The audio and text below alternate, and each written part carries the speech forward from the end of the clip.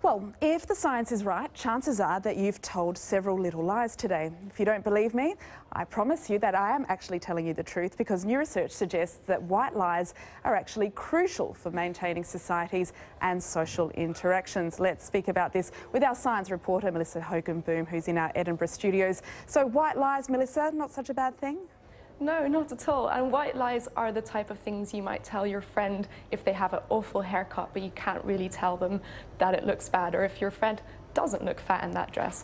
And they're really important because we're such a social species.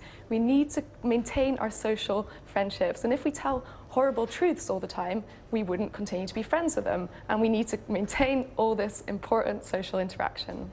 Melissa, what are we talking about? Perhaps I think women might relate to this more than others. When you have a friend with a new haircut that maybe not so great.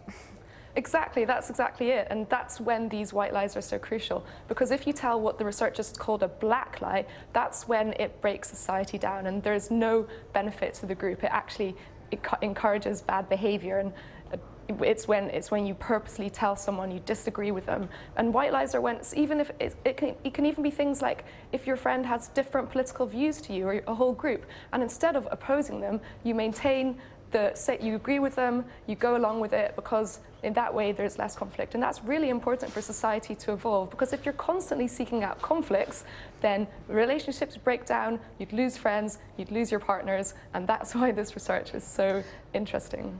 And now, Melissa, this sounds very much like a sociological study, but you're our science reporter. What's the science behind this? How has this research been measured?